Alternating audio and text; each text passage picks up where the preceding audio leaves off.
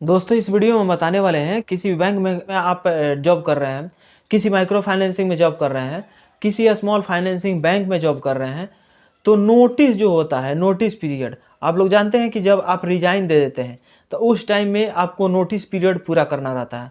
तो आखिर ये नोटिस पीरियड क्यों पूरा किया जाता है? अगर आप नोटिस पीरियड नहीं करेंगे, नोटिस पीरियड आप पूरा नहीं करेंगे तो इसमें आपका नुकसान क्या है? अगर नोटिस पीरियड पूरा कर लेते हैं तो इसमें क्या क्या सावधानी रखना पड़ेगा, सभी जानकारी इस वीडियो में देने वाले हैं। वीडियो लास्ट तक देखिएगा।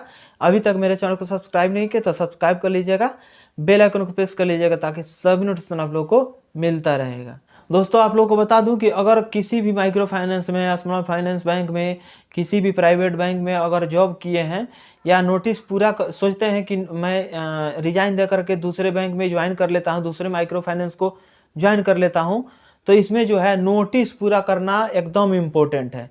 क्योंकि अगर नोटिस पूरा नहीं करते हैं तो आपको जो है कुछ पेनाल्टी जमा करना पड़ता है। जैसे कि अब सपोज दैट कि एक दो प्रकार का इसमें नोटिस होता है, एक शॉर्ट नोटिस होता है, एक लॉन्ग नोटिस होता है।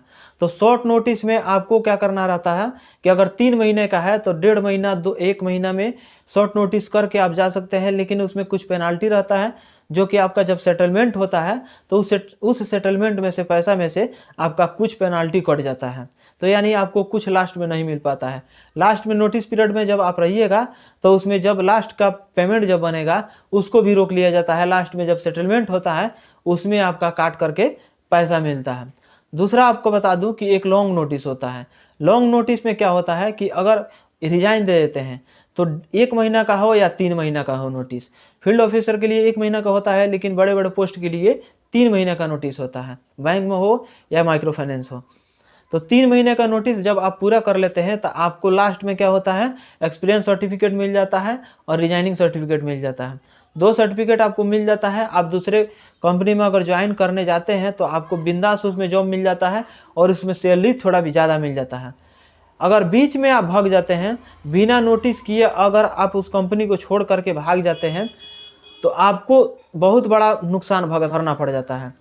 तो बिना नोटिस पूरा किए अगर आप भाग जाते हैं तो उसमें क्या होता है कि फर्स्ट में आपको पेनाल्टी देना पड़ जाएगा। अगर पेनाल्टी नहीं देते हैं, आप सोच रहे हैं कि मैं तो भाग गया हूं, तो आप इसमें पेनल्टी देने की क्या ज़रूरत है। लेकिन इसमें क्या होता है कि टर्मिनेट कर दिया जाता है।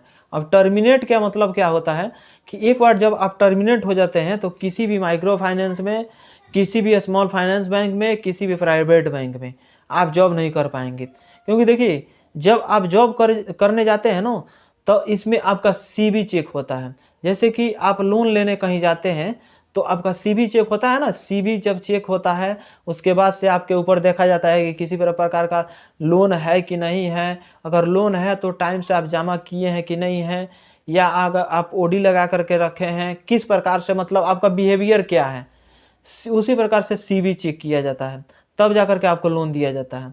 उसी प्रकार से इसका भी है। अगर आप कहीं अगर दूसरे बैंक में जॉब करने जाते हैं, एक बैंक को छोड़कर दूसरे बैंक में, एक माइक्रो फाइनेंस छोड़ के दूसरे माइक्रो फाइनेंस में, एक स्मॉल फाइनेंस बैंक छोड़ कर दूसरा स्मॉल फाइनेंस बैंक में जाते हैं, तो इसमें आपका सीवी चेक होता है कि कहाँ से आप जॉब किए हैं, कौन कौन सा आपका जॉब रहा है, क्या क्या इसमें क्राइटेरिया रहा है, कौन से पोस्ट पे काम किए हैं, छोड़ के भाग गए हैं कि पूरा नोटिस करके आए हैं। सभी जानकारी दूसरा कंपनी जो है पता लगा लेता है और लगाने के बाद से तब जा करके आपको जॉब देता है। तो इसी प्रकार से है, जब आप दूसरे कंपनी को छोड़ करके चले जाते हैं तो बिना रिजाइन दिए मत जाइए, बिना नोटिस पूरा किए मत जाइए।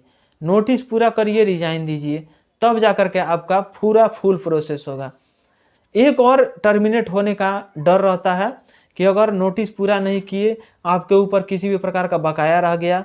सपोज दैट आप फील्ड में काम कर रहे हैं, ब्रांच मैनेजर जो है या कोई स्टाफ है आपके ऊपर क्लेम लगा दिया कि मेरा इतना रुपया लेकर भाग गया या ये कोई सामान लेकर के चला गया, तो उस प्रकार के किसी भी सूचना पे आप रिस्पांस नहीं देते हैं, कॉल नहीं रिसीव करते हैं या अनदेखा कर देते हैं, तो उस टाइम में भी आपको टर्मिनेट कर दिया जाता है कंपनी की तरफ से, एचआर की तरफ से।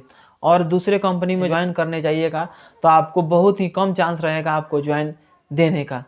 तो ये सब है। आपको सबसे पहले अगर किसी भी कंपनी में जाते हैं तो प्रॉपर तरीके से रिजाइन दे करके, नोटिस पूरा करके तब जा करके वहाँ से आप जाइए, वरना इस प्रकार से जाइएगा तो टर्मिनेट हो सकते हैं या दूसरे कंपनी में ज्वाइन करने के सोचिएगा तो नहीं ज्वाइन कर सकते हैं। तो ये जानकारी कैसा लगा है कमेंट बॉक्स में जरूर कमेंट करके बताइएगा, दोस्तों के पास शेयर कर दीजिएगा, एक लाइक कर दीजिएगा। मिलेंगे नेक्स्ट वीडियो में, आज के लिए बस इतना ही। जय हिंद।